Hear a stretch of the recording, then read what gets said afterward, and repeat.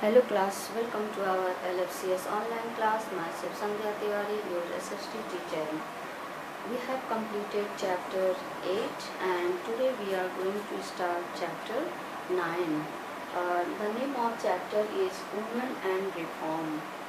Okay, and in this chapter we will study about the status of women in society and also about their education and about their other uh, th- things like parents property and also permission for widow remarriage, absence of independent status and also child marriage and the sati system and also sad plight of the Muslim women also, and also we will discuss in this chapter reformers and their work in women upliftment, समाज सुधारक यानी women और उनके सुधारने का काम किन किन लोगों के द्वारा किया गया और उन लोगों में से कौन कौन इम्पोर्टेंट थे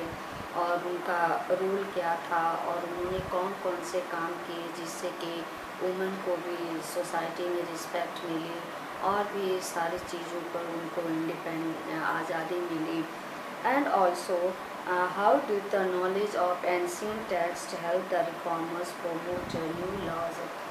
और भी सारी चीज़ें हैं जैसे कि रिफॉर्मर्स को जो समाज सुधारक थे उनको पुराने टेक्स्ट बुक्स से कौन कौन सी चीज़ों का पता चला जिससे कि उनको कौन कौन सी जानकारी मिलती है और भी so many topics like why so many reformers only focused on the women's question। इन सारे रिफॉर्मर्स में से सारे लोगों ने केवल वुमेन्स के ऊपर ही क्वेश्चन क्यों पुट अप किए हैं, ठीक। And also work of Raja Ram Mohan Roy in improving the status of women, work of Ishwar Chandra Vidyasagar and also work of Swami Dayanand, and also we will see the work of Sir Syed Ahmad and what were the results of the reform work done by all the social reformers, okay, and women work for women's cause and efforts made by the government, gender equality and contribution of Bengal to the upliftment of women. These were the topics we will discuss in this chapter. So this chapter is very important and also very interesting, so be careful. So let's start. Today's the chapter name is Women and Reform. Okay, and in this today we are going to start disabilities from which the women suffered. What were the disabilities जिससे कि women suffer करती थी, and also low status of women, female infanticide, the dowry system, child marriage. These are the topics which today we are going to discuss. So let us see. During the British rule, Indian society suffered from various ills. You have already seen that during the time of Britishers' rule, Indian society mostly suffered from a lot of evils. Okay, the chief among them was the indifferent attitudes of the society towards the women, and among all these ills. There were some special indifferent attitudes towards the attitude of the society only towards whom, towards women. Okay, so first one, disabilities from which the women suffered. First one, low status of women.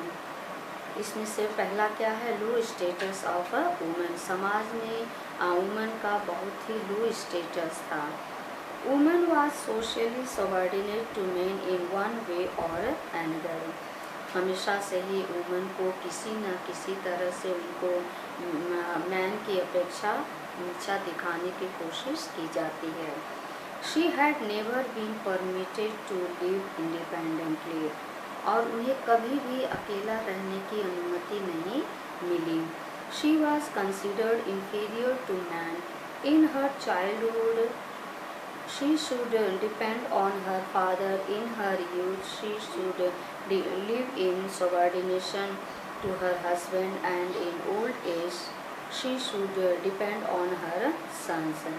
And from the starting of her life, first of all, women had to depend on their parents, and after marriage, they had to depend on their husband, and after husband, in old age, they had to depend on their sons. ये प्रक्रिया चली आ रही है। कहीं भी woman को उनका अपना स्थान नहीं मिला, उनको हमेशा ही मैन के नीचे ही रहना पड़ा, यानी वो बराबरी में उनके नहीं चल सकते हैं। Second, female infanticide. This word you have already heard in class from class 6 7th। Okay, female infanticide क्या होता था? पुराने ज़माने में लोग लड़की के पैदा होते ही उसको मार देते थे, उसको इवन जीने तक का हक नहीं था। To some people birth of a daughter was a curse. कुछ लोगों के लिए लड़की का जन्म होना या उस घर में जन्म लेना एक अभिशाप बन गया था। As such they used to kill them the moment they were born। और इसीलिए उन्हें उनके बर्थ होने में ही उसी समय ही उसको मार दिया जाता था। It shows that at some places they had no right even to live in. What it shows that women had even no right to live on the earth, यानी उन्हें पृथ्वी पर रहने का कोई अधिकार नहीं था। ठीक। Third, neglect for female education and reasons put forward by people for not sending girls to school। क्या था? From starting female education is neglect of female education, and also there were some reasons that they are not sending the girl to the school. Girls were often neglected in the field of education, and people put forward many reasons for not sending their girls to the school. And girls were often, you have seen that girls were today also, when you will see in the backward area, in interior area, girls were today also neglected in all fields. And that time also girls were neglected, especially in the field of education, and they are putting some excuses for not sending to their girls to school. Let us see what were the causes why they were not sending to their girls to school. First, they feared that schools would take away girls from home, and as a result they would shrink their duties at home. First fear, they feared that girls should means school should take away girls। इनका पहला डर था कि अगर वो लड़कियों को school भेजते हैं तो वो स्कूल की ही होकर के रह जाएंगी, वो घर के कामों में इंटरेस्ट नहीं लेंगे, यानी स्कूल उनको अपनी तरफ खींचेगा, स्कूल उनको अपने कब्जे में रखेगा। Second, in order to go to school the girls would had to travel through public places that would have a corrupting influence on them। और दूसरा रीज़न ये था कि अगर गर्ल्स को स्कूल भेजा जाता है तो सबके गांव में आसपास स्कूल नहीं था, उनको दूर दूर जाना पड़ सकता है, और अगर दूर जाएंगे तो पब्लिक प्लेसेस को भी क्रॉस करते हुए जाना पड़ेगा। आप लोग भी स्कूल आते तो डायरेक्ट घर से स्कूल, आप घर से निकलते हो डायरेक्ट स्कूल में नहीं आ जाते हो ना, आपको भी अपने एरिया को और कुछ एरियाज़ को क्रॉस करके आना होता है। तो इसी तरह से उस समय में भी लोगों को क्रॉस करके आना पड़ता, तो उनको लोगों को लगता था कि अगर वो लड़कियां पब्लिक प्लेसेस को क्रॉस करके आएंगी तो उनके साथ हो सकता है कि कुछ दुर्व्यवहार हो जाए और वो बुरी संगत में पड़ जाएं और जो उनके ऊपर बुरा असर पड़े। Third, it was considered quite useless to give them education as they were neither required to seek employment nor to study sculptures। और थर्ड रीजन था कि उनका यह भी मानना था कि गर्ल्स को इसीलिए एजुकेशन नहीं दिया जाता क्योंकि उनको ना ही नौकरी की ज़रूरत है, ना ही उनको ग्रंथों की पढ़ने की ज़रूरत है। उनका ये मानना था, इसलिए वो गर्ल्स की एजुकेशन को नेग्लेक्ट करते थे।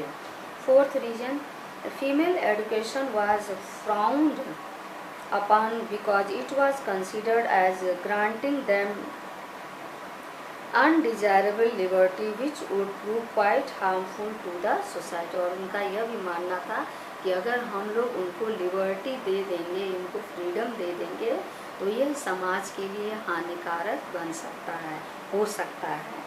As a result they were kept in purdah and were denied any freedom to move about freely.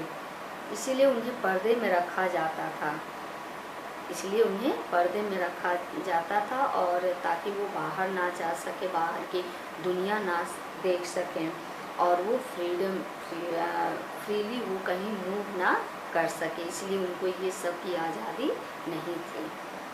Fourth, the dowry system. Marriage of a girl was almost impossible without a suitable dowry. Dowry उस समय भी थी, dowry इस समय भी है। तो उस समय में भी ऐसा था कि बिना डाउरी के मैरिज पॉसिबल नहीं था। इसीलिए क्या होता था, many poor girl had to remain unmarried. कभी कभी क्या होता था कि बहुत सारी जो पुअर गर्ल्स थी वो अनमैरिड रह जाती थी और कभी कभी कुछ तो सुसाइड कर लेती थी क्योंकि अपने माँ बाप के दुख को वो नहीं देख सकती थी।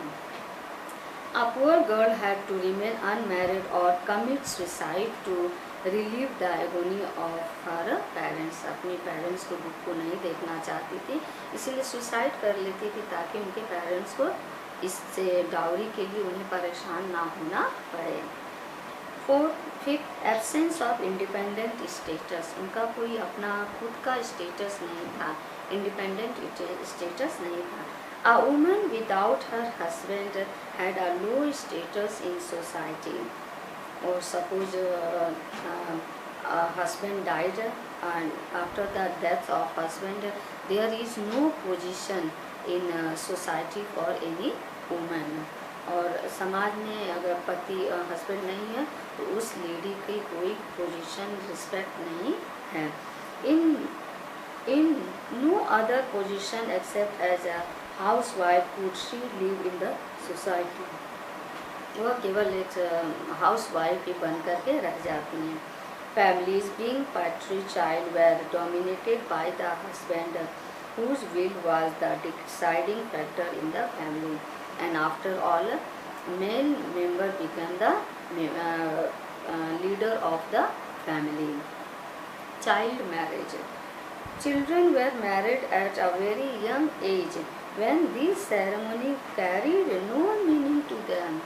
उस समय ज़माने में इतनी छोटी उम्र में शादियां हो जाती थी कि बच्चे को पता ही नहीं है कि उसके साथ क्या हो रहा है। Sometimes their parents took them in their lap to perform the marriage ceremony। और कभी कभी तो ऐसा होता था कि माता पिता उनको अपनी गोद में बैठा करके जो मैरिज की सेरेमनी होती थी उसको वो कंप्लीट करते थे, उनके लिए इसका मतलब ही नहीं पता था। As they were too young even to walk round the sacred fire। और वो इतने छोटे होते थे कि वो आग के जो 7 फेरे लिए जाते हैं, आप लोग मूवीज वगैरह में देखे होंगे, आप लोग शादियाँ भी अटेंड की होंगी, तो जो 7 फेरे लेते हैं तो उस समय बच्चे इतने छोटे होते हैं कि वो अपने पैर से चल नहीं पाते, इसलिए पेरेंट्स ले करके उनके फेरे लगवाते थे। इतनी बुरी कंडीशन थी। In case the child husband died, और सपोज उसी समय किसी कारणवश चाइल्ड हस्बैंड की डेथ हो जाती है तो जो वाइफ है उसको ज़िंदगी भर उसी कंडीशन, पुअर कंडीशन में उसको जीवन व्यतीत करना पड़ता था। The child bride became a window and suffered all in her life, और पूरे ज़िंदगी उसको सफ़र करना होता था। ठीक। 7th, no permission for widow remarriage, जैसे विधवा विवाह की अनुमति नहीं थी। Man could marry as many wife as he liked, but a woman if widowed was regarded as a burden both on the family and society। अब देखिए कितनी बड़ी अन्याय थी। मैन कई सारी शादियां कर सकता था जितना वो चाहे, लेकिन एक वाइफ जो है उसके हस्बैंड के डेथ हो जाने के बाद वो अकेली रह करके सारी मुसीबतों का सामना करती थी, प्लस वो समाज और अपने पेरेंट्स के ऊपर भी बोझ बन जाती थी। She commanded no respect and lived a life of neglect and disappear, और उसको समाज में कहीं किसी प्रकार की रिस्पेक्ट नहीं दी जाती थी, उसे केवल अकेली जिंदगी व्यतीत करनी पड़ती थी। The sati system, it was regarded the noblest virtue for a widow to burn herself on the funeral pyre of her dead husband.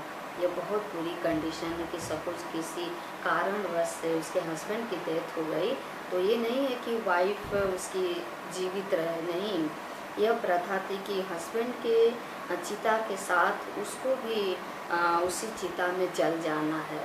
कितनी बुरी प्रथा थी। भी कुछ सालों पहले राजस्थान में एक घटना सुनने में आई थी। If they hesitated, the so-called priests and relatives would push them into the flames।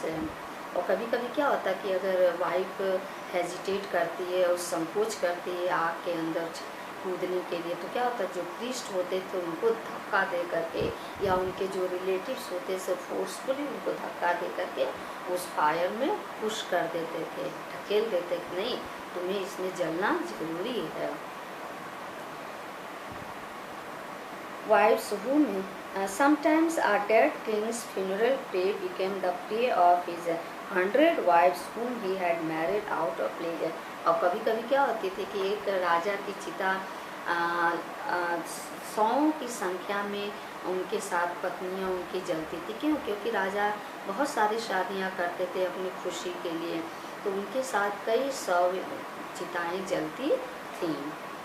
But it was never heard or mentioned that at any time a man burned himself or died in grief because his love for his deceased wife।